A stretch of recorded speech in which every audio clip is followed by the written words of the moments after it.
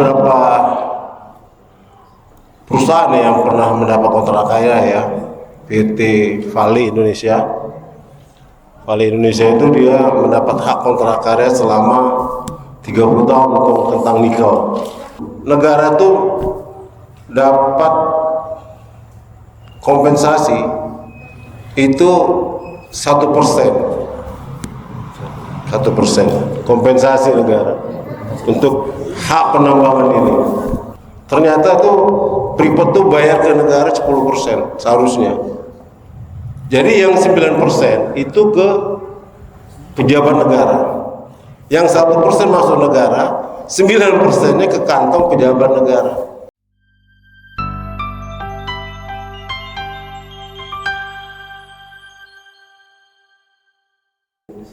Assalamualaikum warahmatullahi wabarakatuh. Waalaikumsalam Alhamdulillahilladzi arsala rasulahu bil huda wa dinil haqq liyudhhirahu 'ala dini kullihi wa kafaa billahi shahida.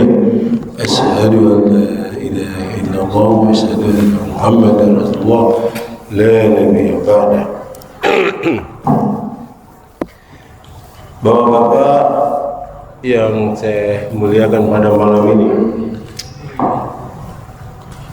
saya kan diminta untuk membahas tambang ya, masalah tambang ini dan implementasinya kepada bangsa itu apa, negara gitu.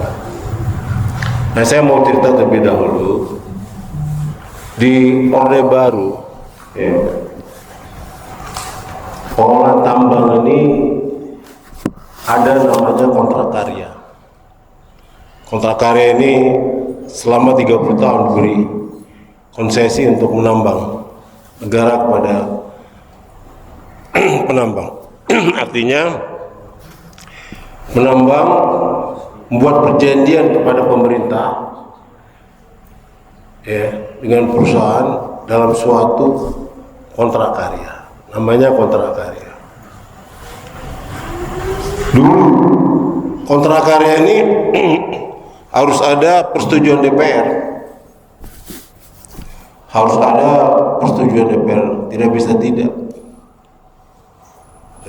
Artinya ketika negara memberikan kontrak karya kepada penambang-penambang ini, dia akan mendapat surat keputusan penambangan selama 30 tahun yang berbentuk kontrak karya. Waktu itu ada beberapa perusahaan yang pernah mendapat kontrak karya ya, PT Vale Indonesia. Vale Indonesia itu dia mendapat hak kontrak karya selama 30 tahun untuk tentang nikel. Tapi di Orde Baru ini penambang-penambang ini dia harus bayar pajak menambang, konsesi penambangan, pajak ekspor, ya, pajak penghasilan, pajak PPN-nya 10% itu. Jadi ada jelas pada waktu itu pemasukan negara.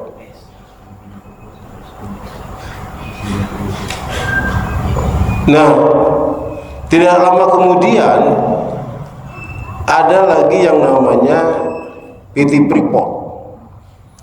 PT Freeport ini juga dia mempunyai kuasa menambangan, kontrak karya juga untuk menambang emas di Papua dengan konsesi selama 30 tahun. Dulu negara tuh dapat kompensasi itu 1%, kompensasi negara untuk hak penambangan ini. Tapi diselidiki sama teman-teman, ternyata tuh Freeport tuh bayar ke negara 10% seharusnya.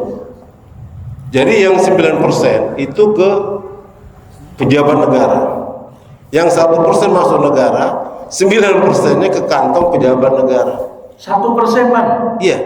Allahu Akbar.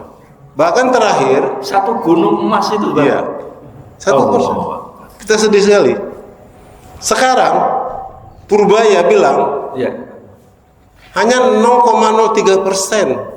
Tidak sampai 1%. Nggak nyampe 1% lagi, turun. Di era Jokowi dia bilang, oh alhamdulillah kita 70% pemegang. Oh ini nggak taunya 0,03%. Sudah 50% lebih Bang, kata Pak Jokowi Bang. Jadi kita ditipu sama Jokowi selama 10 tahun ini. Oh. Tidak ada, itu cerita bohong saja. Ya.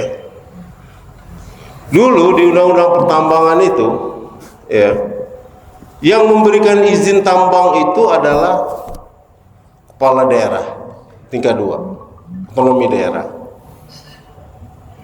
Kepala daerah tingkat 2. Jadi kalau di kabupaten itu ada tambang nikel, tambang batu bara, maka yang mengeluarkan izin tambang itu adalah kepala daerah. Tidak lagi pemerintah pusat. Itu di undang-undang pertambangan. Kalau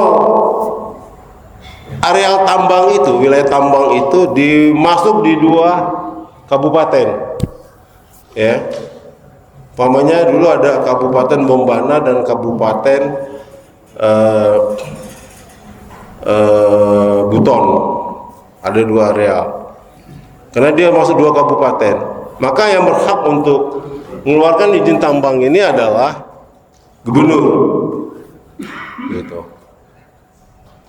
Nah, ketika Jokowi berkuasa, semua ditarik ke pusat semua.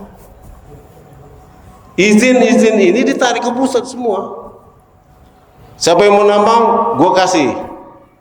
Mau berapa ribu hektar, mau berapa ratus hektar, silakan. Galung-galan. Tinggal minta saja sama saya kasih katanya. Bayar berapa itu Bang? Itu gila itu. Jadi hari ini Allah kecam negara kita, Allah azab negara kita. Aceh itu hancur, coba. Sumatera Utara hancur, Sumatera Barat hancur. Kenapa? Ini 2 wilayah ini Pak, 2 wilayah ini adalah Bukit Barisan. Artinya mereka menebang hutan itu di bukit-bukit Pak. Lah kalau di bukit-bukit, bukit itu gundul, ya kan? Gundul diganti kebun sawit. Itu kebun sawit itu hanya untuk penyangga air nggak mampu dia. Kalau hutan-hutan itu mampu penyangga air ya, hutan-hutan belantara itu. Nah itu diganti dengan kebun sawit. Bayangin, di Aceh itu sudah terkompensasi tertanam kebun sawit kurang lebih 1 juta hektar. Sumatera Utara itu yang paling banyak, hampir 2 juta hektar. Sumatera Utara dan Sumatera Barat sekitar 1,1 hektar kebun sawit. Artinya apa? Bukit-bukit itu gundul. Gundul. Inilah kebodohan pemerintah kalau menurut saya. Keserakahan penguasa. Keserakahan penguasa yang luar biasa menurut saya. Nah itu kemarin sudah Allah tunjukkan sama kayu-kayunya turun. Coba Pak, sama kayu-kayunya turun, dilihatkan tuh kayu yang sudah dipotong-potong itu diseret sama banjir ke bawah, melindas masyarakat. Padahal mereka hanya investasi itu 4 triliun, 6 triliun itu tambang-tambang gitu. Sekarang negara harus keluar uang 64 triliun. Apa nggak bodoh itu? Dia nanam kebun sawit, ya, dengan modalnya 4 triliun, 6 triliun. Tapi negara membayar ganti rugi hari ini itu sudah keluar negara uang 64 triliun. Saya tidak bayangkan. Artinya apa? Begitu bodohnya bangsa ini. Kenapa? Mereka tidak memikirkan lingkungan hidup, tidak memikirkan masa depan anak bangsa ini, ya. Dengan investasi sekian, belum lagi konsesi binatang-binatang itu yang nggak jelas ribanya. Di Aceh dan Medan itu banyak sekali dulu yang namanya harimau, banyak sekali yang namanya gajah. Sekarang mereka entah nginep di mana itu, kita tidak tahu tuh. Kasihan gitu gajah-gajah itu, harimau itu. Mereka nginep di mana sekarang? Tidak ada tempat lagi, sudah jadi kebun semua.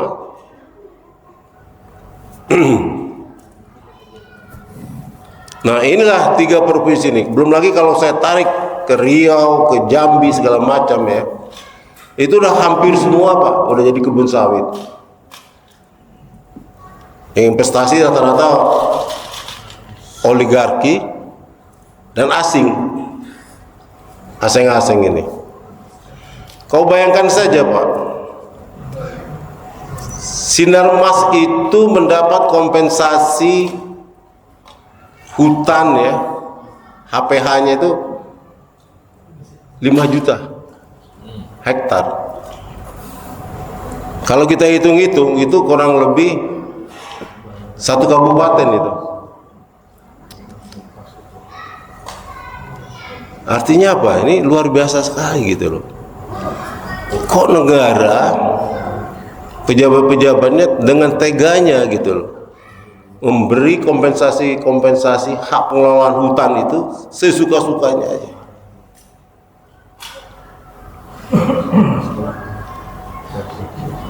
Di kampung saya itu kemarin ada di Seblak. Seblak ini adalah Kabupaten Kerinci yang hutan lindung, Pak. Itu sekarang udah ditebang juga hutan lindung. Bayangin, Departemen Hutan memberi kompensasi hutan lindung. Zamannya Zulkifli Hasan, menterinya hanya dapat 5 miliar, hanya memberikan izin untuk hutan lindung itu. Kan Zulkifli Hasan dulu terkenal dengan Mr. 5M. Jual kompensasi Pak. Hutan lindung dikeluarkan izin 5M. Itu nggak ada artinya, uang 5M itu apa gitu loh. Dia nggak mikir bagaimana akibat dari perusakan hutan-hutan lindung itu. Mengerikan sekali. Karena di situ ada tambang nikel, di hutan lindung itu dikasih izin pinjam pakai namanya, izin pinjam pakai. Nah ini kalau terus-terusan dibiarkan negara ini, semua pejabat negara kita bermental seperti ini Sumatera itu sebentar lagi tenggelam, habis, yakin saya, habis benar. Dan ini harus ada perubahan. Saya berharap di era Presiden Prabowo ini hak pengelolaan hutan itu harus diperbaiki. Tidak bisa semena-mena seperti ini. Ya. Itu udah rusak sejak zaman Orde Reformasi. Hak pengelolaan hutan itu hancur-hancuran. Mulai dari pemerintahan SBY hancur semua. Mulai dari Gus Dur lah, habis sudah. Kenapa? Negara dengan gampangnya memberikan izin tambang itu. Apalagi daerah Jokowi ini. Selama 10 tahun Bapak bayangin aja. Dia menguasai negara ini, coba. Di Morowali itu sama sekali tidak bayar pajak, Pak. 0%. Padahal di situ ada tambang nikel yang dikelola langsung, dan mereka seenaknya saja langsung ekspor ke luar negeri, ekspor. Dengan punya bandara sendiri, mereka impor tenaga kerja. Yang seharusnya tenaga kerja di level buruh itu orang bangsa Indonesia, bukan orang-orang Cina. Masa buruh aja orang Cina, Pak, dibawa dari Cina sana level buruh. Coba bayangin aja. Di dalam undang-undang kita tenaga kerjaan itu, yang pekerja-pekerja asing itu adalah levelnya adalah saintis. Ya, harus orang-orang yang berkualitas, artinya pendidikannya insinyur segala macam. Ini buruh-buruhnya diekspor, impor. Jadi orang Indonesia di sana hanya nonton saja. Kalau Bapak mau tahu sana, itu orang Cina itu beraknya sembarangan aja pinggir pantai itu. Setiap pagi itu ribuan orang berak di pinggir pantai itu. Di Morowali itu memalukan banget. Jadi ini, kalau ini dibiarkan terus, kita tidak pernah menikmati hasil kekayaan alam kita. Contoh Morowali itu udah jelas tuh, itu udah sangat jelas. LBP bilang kalau diambil alih saya mau pindah katanya ke luar negeri. Ya, silakan aja pindah.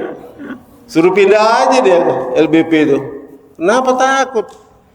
Gila itu orang, sudah merugikan bangsa banget itu. Bagaimana? Ternyata dia otaknya sama Jokowi di Morowali itu. Jokowi bilang saya tidak pernah tahu, nggak pernah. Yang resmikan bandaranya Jokowi. Dia bilang dia tidak tahu. Lupa, Bang. Lupa, Begitu Bang. Disodori videonya yang meresmikan bandara Morowali itu, yang punya pabrik itu Jokowi. Aduh. Artinya apa? Artinya memang ya, kekayaan alam kita ini salah kelola. Salah kelola benar. Sebenarnya dengan sistem kontrak karya zaman Orde Baru itu udah bagus sebenarnya. Ada pajak, ada ini segala macam, bayar. Jadi nggak bisa dia semena-mena begitu. Cuman inilah pejabat kita inilah memberikan gampang-gampang, dia ngambil komisi, sehingga mereka nggak perlu bayar pajak, bayar ke pejabat negara aja, selesai gitu. Kita kesalahan bangsa ini adalah punya pemimpin yang korup. Itu masalahnya. Pejabat-pejabat kita bermental korup. Hampir semua pejabat negara ini korup semua. Nah, kalau begini terus, mau dibawa kemana bangsa ini? Mau dibawa kemana bangsa ini? Padahal kita ini sumber kekayaan alamnya luar biasa, tidak di negara lain. Amerika itu punya apa sih? Amerika hanya punya minyak doang. Tapi kok dia bisa negara superpower dan kaya raya? Soviet punya apa sih? Soviet itu hanya punya minyak. Tidak ada nikel di sana. Tapi kita ini sudah minyak, batu bara, nikel, emas, luar biasa kekayaan alam kita. Di luar negeri pejabatnya jujur, uang benar-benar masuk ke kas negara gitu loh. Makanya kita nih harusnya malu ya. Anak-anak pejabat itu baru umur di bawah 30 tahun itu udah punya duit triliunan ya negeri ini. Cobalah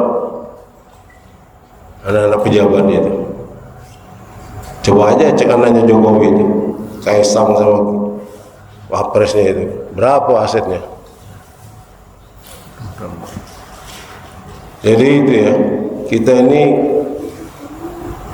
negara ini kaya raya dan harusnya kita menjadi negara yang super kaya, tapi sekarang karena salah mengelola hasil tambang, kita menjadi negara miskin. Terima kasih. Wassalamualaikum warahmatullahi wabarakatuh.